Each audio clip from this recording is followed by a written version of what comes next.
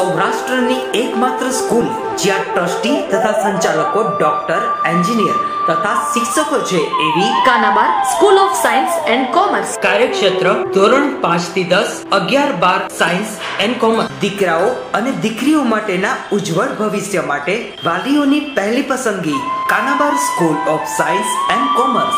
અહીં છે શ્રેષ્ઠ શિક્ષકો દ્વારા મર્યાદિત સંખ્યામાં વિદ્યાર્થીઓ માટે ભણતર, અલગ અલગ સાયન્સ લેબ, કોમ્પ્યુટર લેબ, દીકરાઓ તથા દીકરીઓ માટે અલગ અલગ હોસ્ટેલ સાથે શુદ્ધ સાત્વિક ભોજનની વ્યવસ્થા, ટ્રાન્સપોર્ટેશનની સુવિધા, જી તેમજ નીટની તૈયારી સ્કૂલમાં જ. તો આથી વિશેષ આપ આપના બાળક માટે શું ઈચ્છો તો આજે જ એડમિશન માટે સંપર્ક કરો. Unit 1 Kanabar school of science and commerce, Khamrod ચોકડી, Junagadh bypass, Junagadh. Unit 2 main post ઓફિસની પાછળ, શ્યામ વિદ્યાલય, સરકારી ગોડાઉન પાસે, ગાંધીગ્રામ, જુનાગઢ.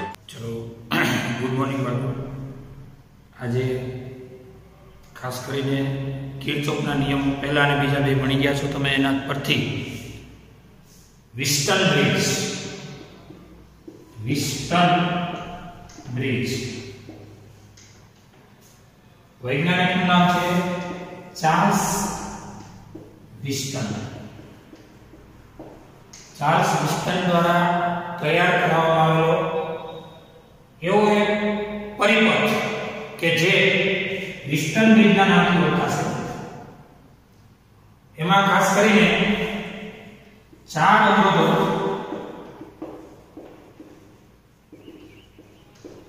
પૈકી કોઈ એક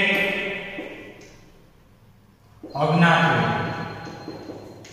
4 અવરોધો R1, R2, R3, R4 પૈકી કોઈ એક અવરોધ અજ્ઞાત છે અને આ અજ્ઞાત અવરોધનું મૂલ્ય મેળવવાનો પરિપથ, આ અજ્ઞાત અવરોધ મેળવતો પરિપથ એટલે વિસ્ટન બ્રિજ. આમ તો કિર્ચોફના નિયમો ની સમજૂતી તમે મેળવી લીધી છે, પણ અહીંયા 4 અવરોધો છે આકૃતિમાં દર્શાવ્યા મુજબ, અને આ વિસ્ટન બ્રિજને સરળ સ્વરૂપે મીટર બ્રિજના સંદર્ભમાં પ્રેક્ટિકલી આપણે સમજશું.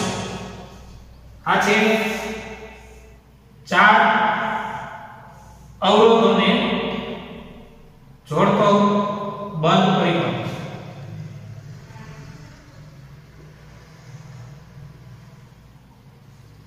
વન 2 3 4 અહીંયા ગમે તે નામ આપ્યું તો 1 2 3 4.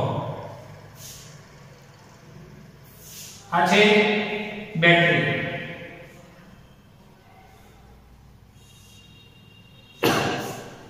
બેટરીના EMF છે. હવે બિંદુ A અને B આકૃતિમાં A અને B સાથે બેટરી જોડેલ છે, જ્યારે C અને D વચ્ચે સંવેદનશીલ ગેલ્વેનોમીટર જોડેલું છે. આ ગેલ્વેનોમીટરની સંજ્ઞા છે G. ગેલ્વેનોમીટરની સંજ્ઞા G છે.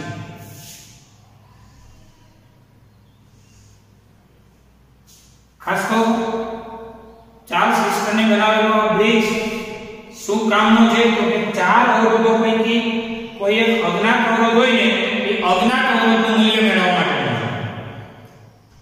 A અને D વચ્ચે બેટરી છે, C અને D વચ્ચે સંવેદનશીલ ગેલ્વેનોમીટર છે.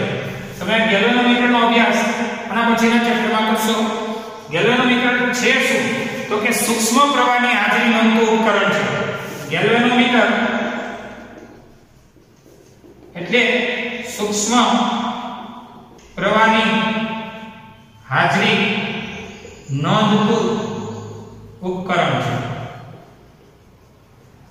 તો હવે આ પરિપથમાં કરવાનું હોય તો કે જ્યારે તમે બેટરીને ઓન કરી દો, અત્યારે બેટરી ઓફ ઉપર છે, જ્યારે બેટરી ઓન કરો આ દરમિયાન પ્રવાહના ફાટા પડશે તો અહીંયા જશે I1 પ્રવાહ, તો અહીંયા જશે I2 પ્રવાહ અને આ કુલ પ્રવાહ અભ્યાસની સરળતા માટે 2 પ્રવાહ વખતેનો અવરોધ આપણે R2 લઈએ, અભ્યાસ માટે સરળતા માટે V બરાબર IR માટે.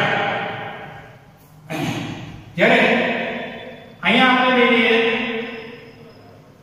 3, અહીંયા લઈ લઈએ 4, તો I1 આમાંથી જશે એ I3, આમાં 3 જશે એ I4 અને એ બે થઈને કુલ પ્રવાહ આવે. હવે વાત એવી છે કે કુલ પ્રવાહના ડિવિઝન તો પડ્યા I ના I1 ના I, પણ તમારો કિર્ચોફના નિયમ પરથી, કિર્ચોફના બીજા નિયમ પરથી A C D A માર્ગે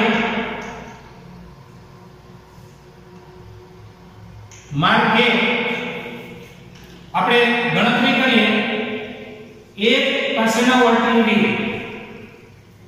C પાસે જાઓ તો પ્રવાહની દિશામાં મુસાફરી છે એટલે કે -I1R. હવે વાત રહી આ જે છે કે ગેલ્વેનોમીટરને સીધો તટસ્થ કરવાનો નથી હોતો. શું હોય છે તો કે અહીંયા લગાવેલી હોય છે જોકી.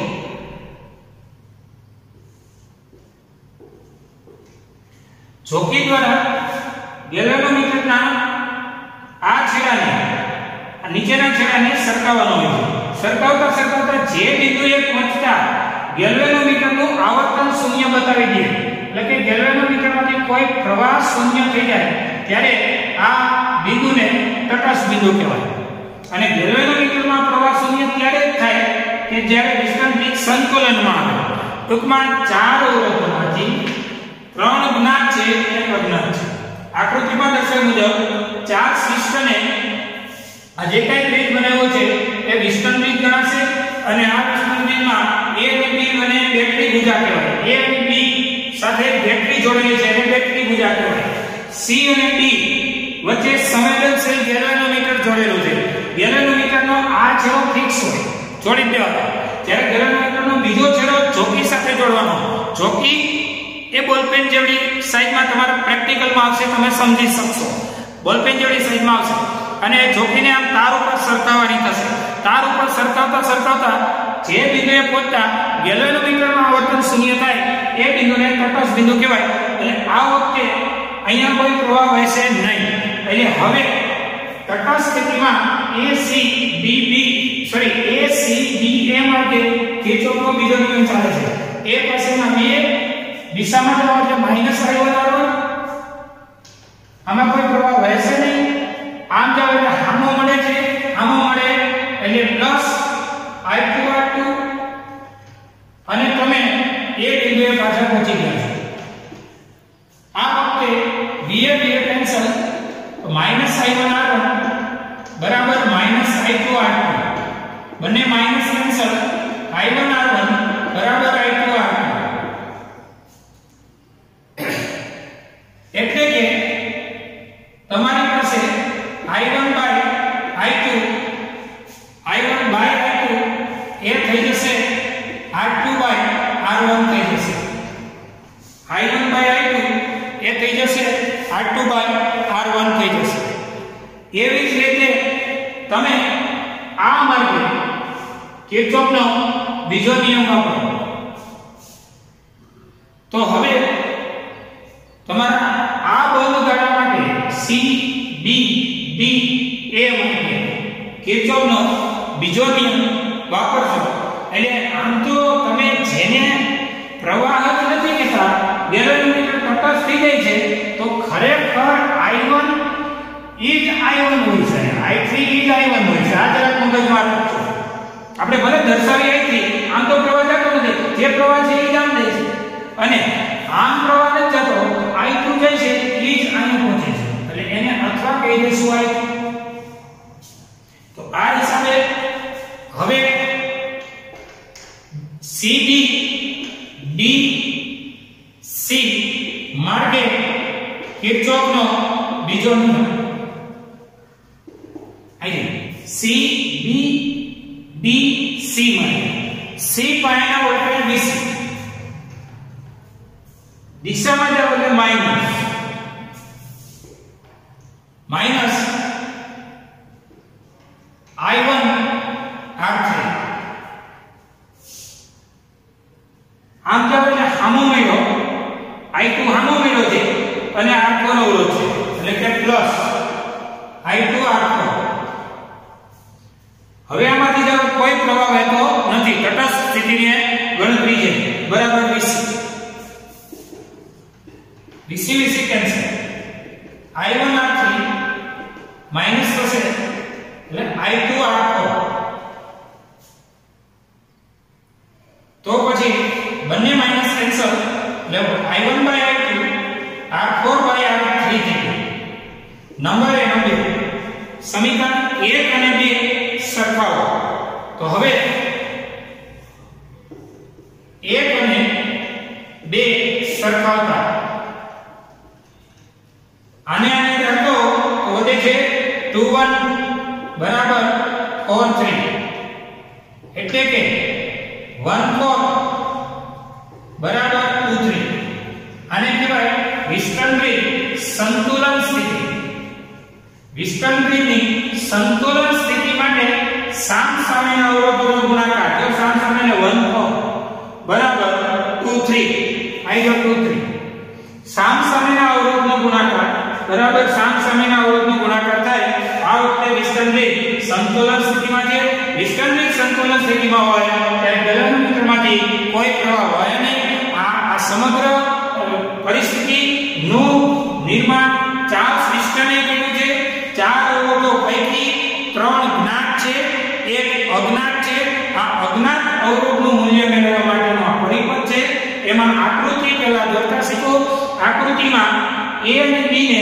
બેટરી સાથે જોડી એને બેટરી બુઝા કહેવાય જ્યારે C અને D ને ગેલ્વેનોમીટર સાથે જોડી ગેલ્વેનોમીટરનો ઉપરનો છેડો ફિક્સ કરેલો છે જડિત કરેલો છે જ્યારે નીચેના છેડાને ગેલ્વેનોમીટર સાથે જોકી સાથે જોડેલી છે ગેલ્વેનોમીટરનો નીચેનો છેડો કોની સાથે જોકી સાથે અને આ જોકીને તાર ઉપર સરકાવતા જે બિંદુએ પહોંચતા ગેલ્વેનોમીટરનો આવર્તન શૂન્ય થાય આ બિંદુને કહેવાય તટસ્થ બિંદુ આ વખતે પ્રવાહ હશે નહીં અને હવે તમારે શું કરવાનું છે તો કે તમારે એક આ માટે અને એક આ માટે કિર્ચોફનો બીજો નિયમ વાપરવાનો છે AC BA માર્ગે ચલો જો AC BA માર્ગે A પાયનો વોલ્ટેજ દિશામાં જાવ એટલે માઈનસ પછી આમાં કોઈ પ્રવાહ વહે નહીં કારણ કે આપણે અગાઉ કીધું કે આ વખતે બ્રિજ સંતુલન થઈ ગયું છે એટલે પ્રવાહ વહે નહીં આમ જાવ એટલે સામો મળે એટલે પ્લસ અને ફરીથી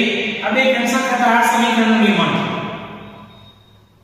આપણે અહીંયા પછીના માર્ગે જઈએ તો એ જ વસ્તુ પણ I1 છે એ અહીંયા I3 ન બને બોલાય I3 પણ મૂલ્ય હોય I1 જેટલું એટલે કહેવાય I3 બરાબર I1 એ જ રીતે I2 બરાબર I4 મેચ કરવાની વાત છે 4 આયા 4 મેચ કર્યા 2 આયા 2 મેચ કર્યા 1 આયા 1 અને 3 આયા 3 અરે ખરેખર 1 એ જ 3 એક જેટલો છે 1 છે એ 1 છે અને 2 છે એ 2 છે અરે ફરીથી પાછળ એ નહીં જો I1 આવ્યો I2 આવ્યો અને પાછો નિર્માણ થઈ અને I બની ગયો કારણ કે આપણે વીજભાર સંરક્ષણનું પાલન કરવાનું છે પછી જે I1 ને I2 નો સરવાળો એ I જેટલો છે એ મુજબ કોણ સાચું છે આ વિસ્તંભી છે અહીંયા એક વખત કિર્ચોફનો બીજો નિયમ અહીંયા એક વખત કિર્ચોફનો બીજો નિયમ અને પછી બંનેને સરખાવતા તમે સંતુલન સ્થિતિ મળી શકે છે તમારી પાઠ્યપુસ્તક પ્રમાણે R4 બરાબર 23/1 એ 4 સૂત્રનો કરતા બન્યો છે એટલે પહેલા આકૃતિ ડ્રો કરતા શીખો પછી જરૂરી માહિતી ભેગી કરો બાકી કિર્ચોફના બીજા નિયમને તો તમે દાખલામાં ભણી ગયા છો એ જ રીતે અહીંયા એપ્લાય કરી શકો અને આ બેને સરખાવતા આ જરૂરી બધી માહિતી એ તમે તમારા બુકમાં નોંધી લો જોઈ લો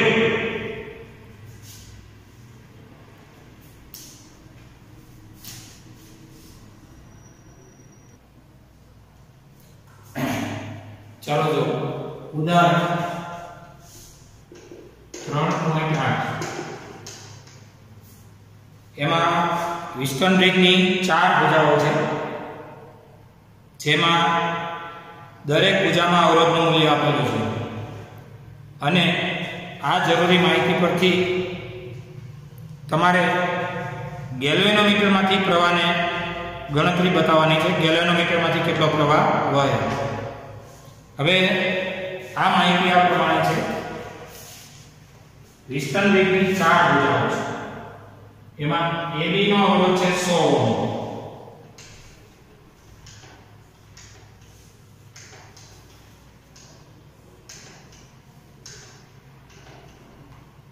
આ ગેલ્વેનોમીટર છે, સંજ્ઞા G છે.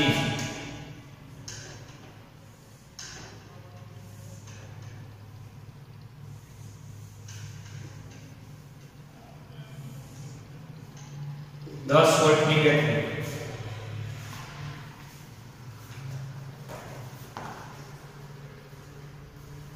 પ્રવાહનું મૂલ્ય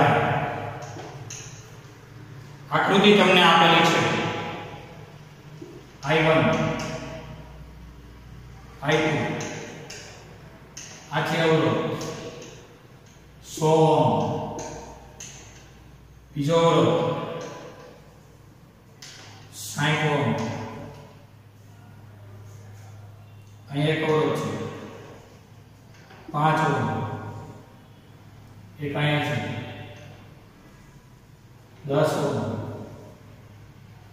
બિંદુનું નામ છે AC.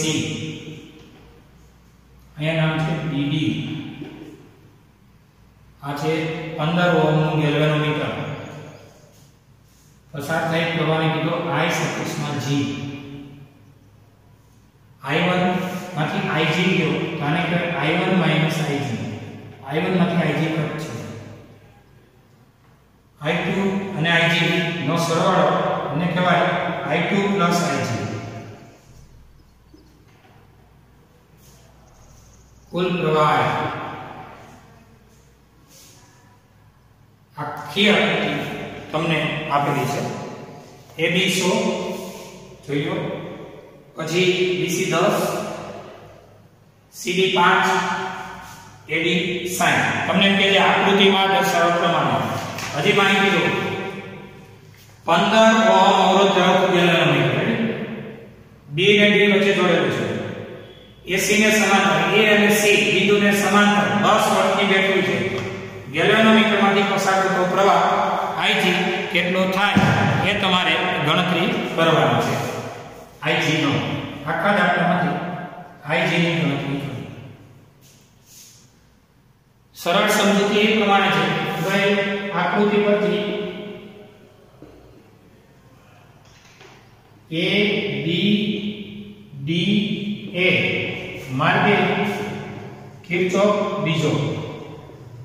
કિર્ચોફનો બીજો નિયમ A B D A માર્ગે A પણ એના વોલ્ટેજ નિયમ. ચલો ધ્યાન આપજો.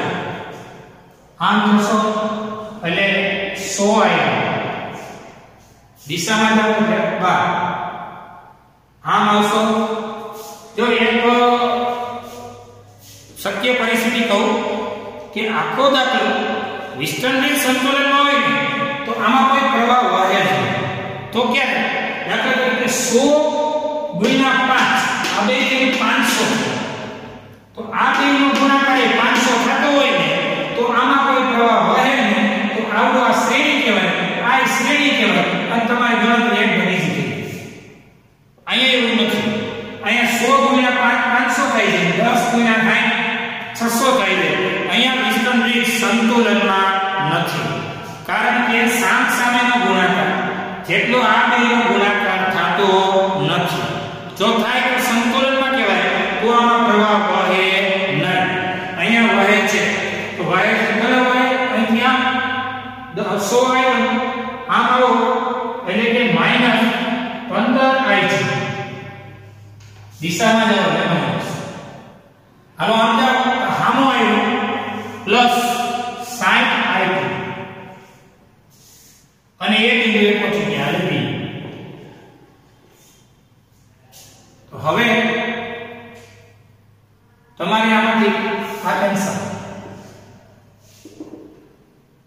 બધાને 15 વડે સોરી 5 વડે ભાગી નાખો. 5 વડે ભાગો એટલે 20. 5 વડે ભાગો એટલે 3. 5 વડે ભાગો એટલે 12. બરાબર થઈ ગયું છે સમીકરણ. એવી રીતે આ માર્ગે એ માર્ગનું નામ આપો તો એ છે BC DB માર્ગે કિર્ચોફ બીજો. B પાસેના વર્તુળ VB દિશામાં જાઓ એટલે -10 I1 -Ig જોતા જજો. આમ આવો એટલે આમ મળે છે તો પ્લસ 5 2 + Ig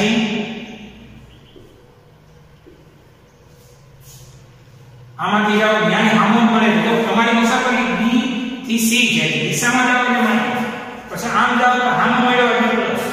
હવે આમ જાઓ છો તોય આમ મળ્યો એટલે પ્લસ 15 Ig અને બરાબર નહીં બે કેન્સલ. કાઉન્સ કરો 10 આવ્યું ઓછે ઓછે વત્તા 10 આવી 5 આવ્યું 5 આવી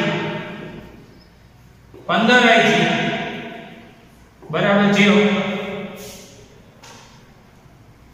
એટલે કે 1 વાળા કરો તો 10 આવ્યા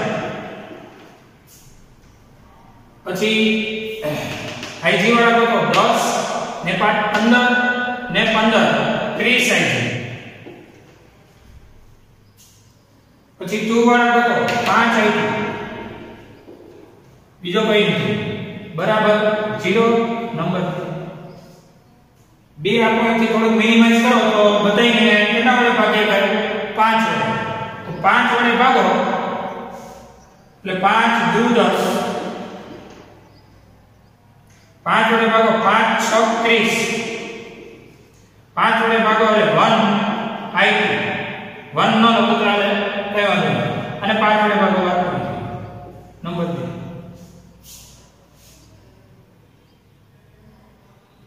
આપણે આમાંથી Ig મેળવવાનો છે. અન્ય એક શક્ય પરિસ્થિતિ બતાવી દો એટલે તમારે સમીકરણ 1 2 3 માંથી ગમે એમાં જઈ જાય. આ એક મુસાફરી બીજી મુસાફરી ત્રીજી ફેરવો તો આખી મુસાફરી અને ચોથી ફેરવો તો આમ થઈ બેટરી થઈને આવી. આપણે એનો ઇન્વર્ટ કરી નાખીએ. A B C battery A માર્ગે કિર્ચોફ બીજો. A પાસે ના B પાસે બોલતા જાઓ -100 I1 હલો -10 કૌંસમાં I1 Ig જેવો જો તો નીચે ઉતરો. આ વાયનો ઓર્ડર ગણ્યો આમાંથી જાઓ એટલે બેટરીમાં થઈને ગયા +10 અને એ બીજો આવી ગયા એટલે બે કેન્સલ 100 I1 10 I1 ઓછે ઓછે +10 Ig +10 બરાબર 0 બે થઈને 110 I1 110 I1 વત્તા 10 Ig વત્તા 10 બરાબર 0 એટલે કે 10 વડે ભાગી નાખો બધા એટલે કે 11 I1 10 વડે 10 વડે ભાગી નાખો એટલે 1 Ig ખાલી Ig લખો 10 વડે ભાગી નાખો એટલે 1 બરાબર 0 સમીકરણ નંબર તૈયાર થયું 3. આ સમીકરણ 3 તૈયાર થયું. મારું માનવું છે કે આના જેવી પરિસ્થિતિ અહીંથી તમે નિર્માણ કરી કદાચ અહીંથી નિર્માણ કરો તોય કંઈક નવું બનવા પાત્ર છે. તમારે હવે શું કરવાનું 1 અને 2 ને ઉકેલવા ચાલુ કરવાનું અને 1 અને 2 ઉકેલતા જે મળે એટલું લોપ થઈ જાય એમાં ખાસ કરીને બહુ ટ્રાય કરવાની કે 1 અને g નો લોપ ન થાય 2 ને લોપ કરાવી નાખવા કારણ કે 1 અને g નું મળી જાય એ આપણે કામનું છે અગાઉ ટ્રાય કરવાનું તો 2 નો લોપ કરવા શું કરશું તો કે સમીકરણ 2 ને 12 વડે ગુણી નાખશું એટલે i2 નો લોપ થઈ જાય i2 જતા રહે તો 1 અને ig વધે 1 અને ig વધે યાની આ ઉકેલવામાં આપણને મદદ કરે એટલે 1 અને 2 ને ઉકેલતા સમીકરણ 1 અને 2 ઉકેલતા હવે એના માટે આપણે કોના વડે ગુણશું તો કે આ બધાય જોઈ લો 2 કાઢવા 12 વડે આને ગુણશું હાલો 20 થાય 3ig 12ig બરાબર છે આમાં 12 24ig 12 6 72ig 12ig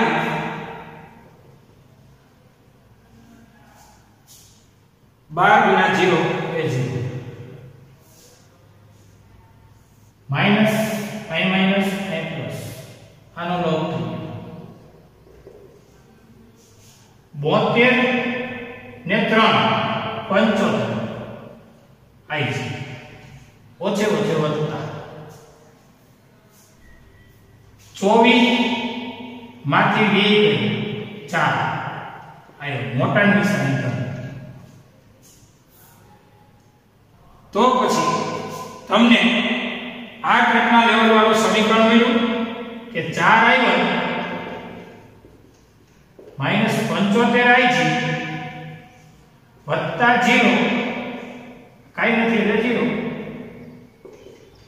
અને બરાબર 0 આ નંબર આપી દઉં 4 હવે તમે 3 અને 4 નો ઉકેલવાનું ચાલુ કરો 3 અને 4 તો જો આ આકૃતિની કોઈ કામ નથી આપેલી આકૃતિ આપેલી છે પાઠ્ય પુસ્તકમાં આપેલી છે અને પરીક્ષા પૂછાય કે આકૃતિ આપેલી હશે તો જ દાખલો શક્ય બને હવે 3 અને 4 ઉકેલ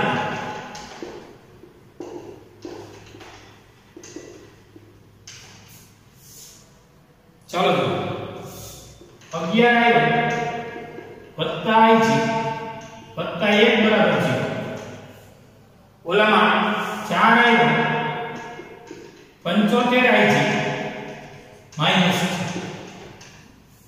વત્તા 0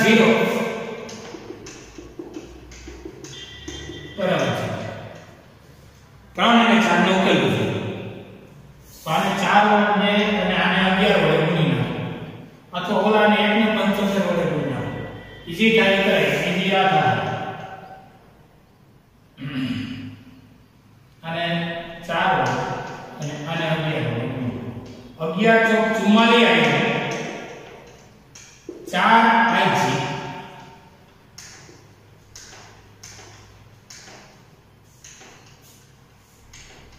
અને 4 * 4 11 ચોક 44 આવી 11 ગુણ્યા 75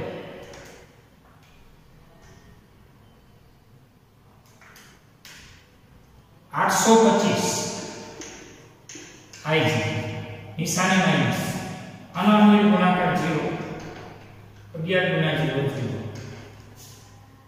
તો હવે સીધું જ લોપ થઈ ગયું છે 825 માંથી 4 જાય 800 ને 21 આવી છે અને મોટાની નિશાની માઈનસ તો પછી તમારી પાસે -821ig બરાબર -4 બે માઈનસ કેન્સલ ig બરાબર 4/821 ig બરાબર 4/821 એટલે 0.004872 એમ્પિયર. હવે તમારી પાઠ્યપુસ્તક પ્રમાણે ગણતરી કરો તો 1 2 અને 3 પોઈન્ટ ખસેડી લો એટલે 4.87 1 2 અને 3 કટ કરો એટલે 10 ની -3 એમ્પિયર, જેને કહેવાય Ig બરાબર 4.87 મિલી એમ્પિયર. આ તમારો જવાબ છે. 4.87 મિલી એમ્પિયરનો Ig મળવા પાત્ર છે. હવે 1 2 અને 3 અને 4 ને બધું તમારી રીતે ઉકેલો ને એ લોકની નીચે અને સાદું રૂપ છે. તમે 10મામાં આ વસ્તુ ભણી ગયા છો, એમાં કઈ નવીનતા નથી. મહત્વનું છે કિર્ચોફનો બીજો નિયમની સમજૂતી જરા જોઈ લો.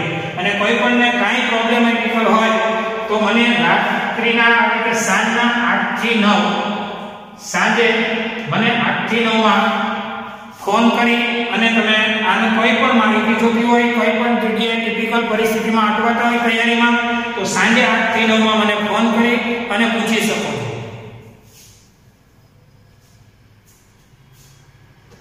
અહીંયા સુધી જોઈ લો.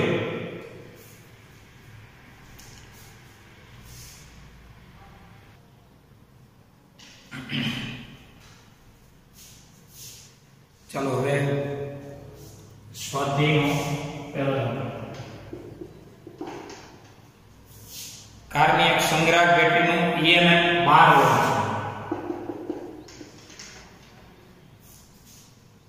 બેટરીનો આંતરિક અવરોધ 0.4 ઓહ્મ છે. બેટરીમાંથી કેટલો મહત્તમ પ્રવાહ ખેંચી શકાય I max.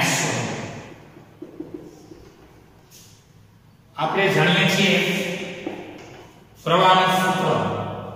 પહેલા તો cos માટે EMF E બરાબર cos માટે EMF આપણે આમ તો cos ના બે છેડા cos માટે EMF મેળવવું હોય તો એ પહેલા બે છેડા વચ્ચેનો વિદ્યુત સ્થિતિમાનનો તફાવત V બરાબર E - IR માંથી E ને સૂત્રનો કરતા બનાવવો પડે. એટલે કે cos માટે V બરાબર E - IR. આ cos વપરાશમાં હોય ત્યારનું સૂત્ર છે, કારણ કે આંતરિક પ્રવાહ તો જ વપરાય ઉત્પન્ન થાય અને આંતરિક અવરોધ તો જ મને તેમાં વીજભારો cos ની અંદર ગતિ કરે. એટલે કારની એક બેટરી છે, એમાં મેક્સિમમ પ્રવાહ કેટલો ખેંચી શકાય એની ગણતરી કરવી છે. હવે V બરાબર IR મૂકો તો E - IR એટલે કે I કોમન મોટો R પ્લસ છોટો r આ મેળવી. તો હવે આપણે પ્રવાહનું સૂત્ર થાય E ના છેદમાં મોટો R પ્લસ છોટો r. જો કે આપણે આ મેળવી ગયા છે, એમાં I max મેળવવા R કેટલો હોવો જોઈએ એની ગણતરી. તો કે બાહ્ય અવરોધ જ ન હોવો જોઈએ. તો અહીંયા R અનંત કરી દઈએ તો અનંત કરતા 0 થાય અનંત થાય, છેદ અનંત એટલે ગુણોત્તર 0 થાય તો પ્રવાહ બંધ થાય. પ્રવાહ બંધ નથી કરવો, પ્રવાહ મેક્સિમમ મેળવવો છે. એના માટે R બરાબર 0 હોવું જોઈએ. એટલે કે બાહ્ય અવરોધનું મૂલ્ય 0 હોવો જોઈએ. બાહ્ય અવરોધ જ હોવો. આ તો આંતરિક અવરોધ છે. એટલે કે સમીકરણ 1 પરથી I બરાબર E ના છેદમાં 0 વત્તા સ્મોલ r એટલે કે I બરાબર E બાય r. હવે કિંમત મૂકી દઈએ. આ 0 મૂકી દો ને આ વખતેના I ને I max એટલે કે I max બરાબર E બાય r માં E 12 વોલ્ટ અને r 0.4 એટલે કે I max બરાબર 12 ભાગ્યા 0.4 12 ભાગ્યા 0.4 એટલે કે 30 સેન્ટીમીટર. આ તમારી ગણતરી થઈ.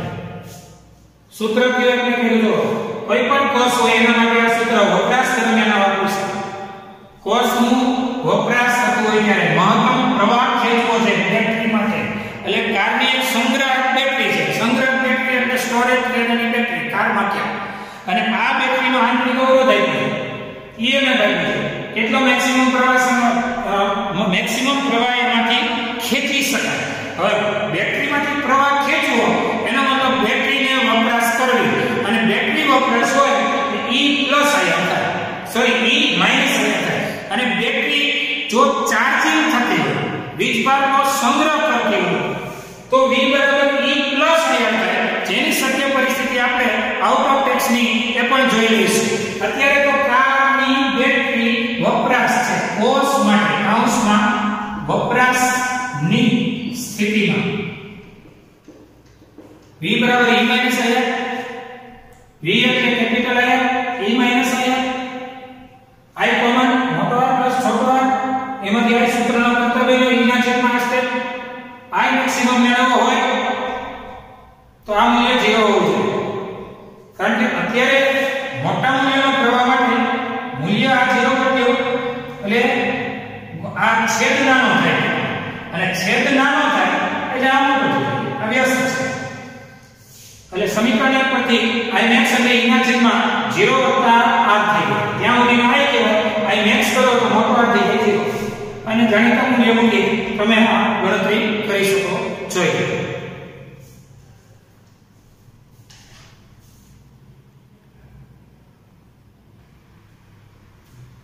ચલો સ્વાધ્યાયનો બીજો દાખલો. 10 વોલ્ટનું EMF સ્મોલ e બરાબર 10 વોલ્ટ. 3 ઓહ્મનો આંતરિક અવરોધ સ્મોલ r બરાબર 3 ઓહ્મ. બેટરીની અંદરનો અવરોધ. બેટરીને એક અવરોધ સાથે આ રીતે જોડી દો. પરિપથમાં પ્રવાહ 0.5 એમ્પિયર. પ્રવાહ I 0.5 એમ્પિયર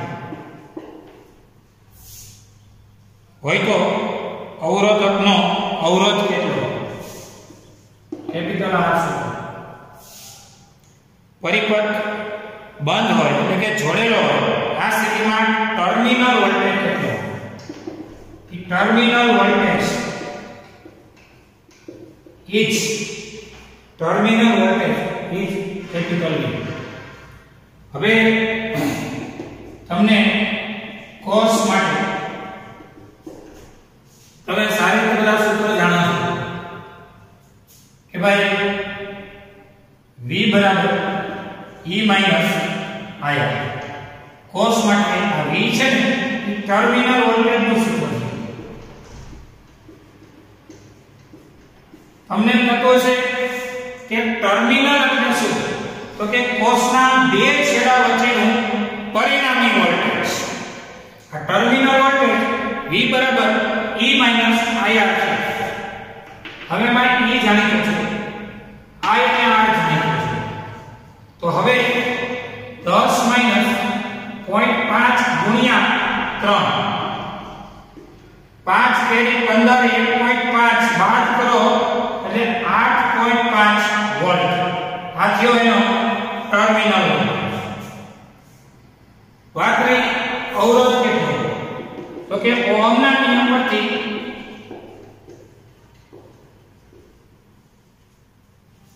આગળ વધીએ તો I બરાબર આ તો આપણી પાસે ઓલરેડી સૂત્ર જાણીતું છે. એ જાણીતા સૂત્રમાં જ એની કિંમત મૂકી દઈએ. ઓહમના નિયમ પરથી V બરાબર RI તમારા સમીકરણ 1 માં મૂકતા ઓહમના નિયમ પરથી V બરાબર RI ને સમીકરણ 1 માં મૂકો એટલે અહીંયા RI આ થઈ ગયો E માઈનસ I.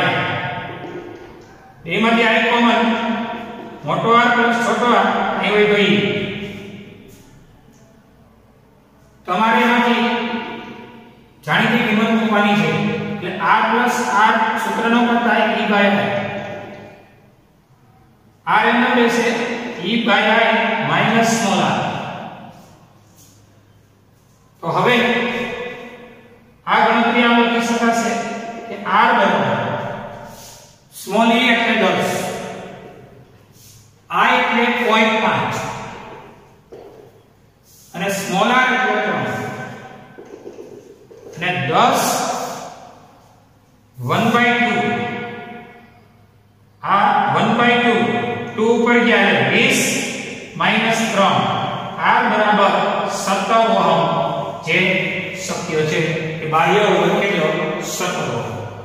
અહીંયા સુધી જોયું.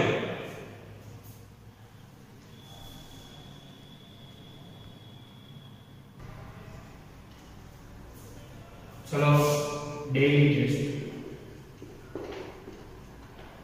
ઉદાહરણ નંબર 8 નું અને થિયરી વિસ્ટન બ્રિજ આકૃતિ સહ સમજાવો.